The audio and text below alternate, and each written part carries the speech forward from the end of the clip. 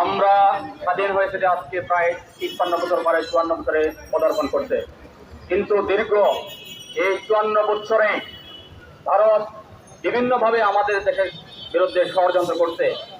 এখন আমরা এই গণ অভ্যুত্থানে যখন ব্রিটিশ শেখ হাসিনাকে বিতাড়িত করে ভারতে বিতাড়িত করছি, তখন ভারত আমাদের বিরুদ্ধে এমন একটি ষড়যন্ত্র করতেছে যে আমরা এই ৫৪ বছরের স্বাধীন দেশকে তারা অস্বীকার করতে বসেছে।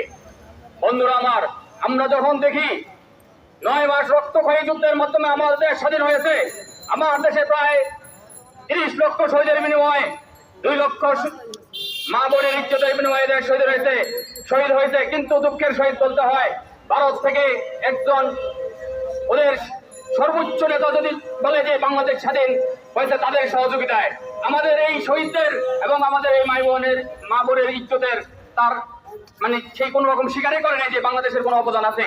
সেই বোঝাতে থাকছে যে বাংলাদেশকে স্বাধীন করে দিতে ভারতেই।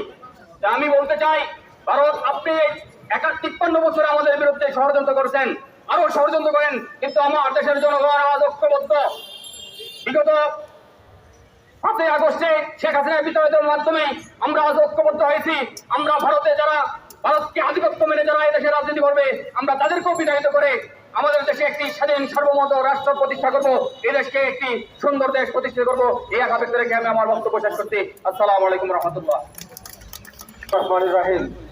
সংগ্রামী সাথী ও বন্ধুরা, বিগত জুলাই আগস্ট সংগ্রামের মধ্য দিয়ে আমাদের দেশের বুকে যে ১৫-১৬ বছর এক জগৎস্থল পাথর স্বৈরাচারী ব্রিটিশ সরকার ক্ষমতা বসেছিল, তাদেরকে আমরা দেশ থেকে বিতাড়িত করতে সক্ষম হয়েছি এবং তাদের সহযোগী শক্তি যারা বিশ্বের ইতিহাসে বিরল দৃষ্টান্ত ৩৫০ জন এমপি বাংলাদেশ থেকে চলে গেছে। এটা বিশ্বের কোথাও এইরকম ব্রিটিশ সরকার পতনের পর কোন এমপি কোন দেশের সংসদের সকলেই এভাবে পতন হয়। সংগ্রামী সাথী বন্ধুরা আমার, আজকে আমরা একত্রিত হয়েছি গণ অধিকার পরিষদ আয়োজিত গণ অধিকার পরিষদের উদ্যোগে সেই ব্রিটিশ সরকারকে যারা ব্রিটিশ সরকারের সহযোগী দেশকে যারা পুনর্বাসন করতে চায় তাদের বিরুদ্ধে সক্রিয় প্রতিবাদ জানানোর উদ্দেশ্যে। সংগ্রামী সাথী বন্ধুরা আমার, আমরা তাদের বিরুদ্ধে কখনোই একত্রিত করতে পারবো না।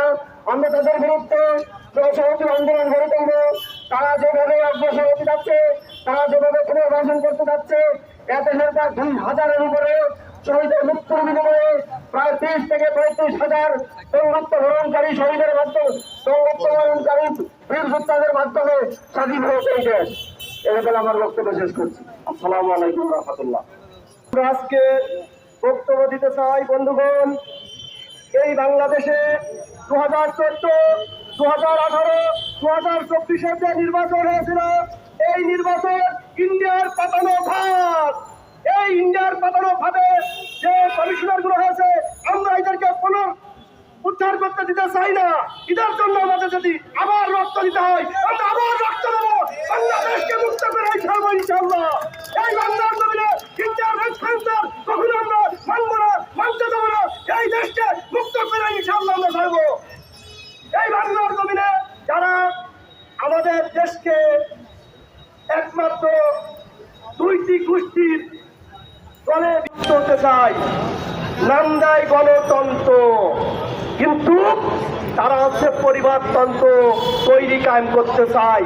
আমরা এই গোষ্ঠীকে জানাতে চাই, এই দেশের জনগণ আর কোন পরিবারতন্ত্র চাই না। কোন পরিবারতন্ত্রের খবরে এই দেশের জনগণ পড়বে না।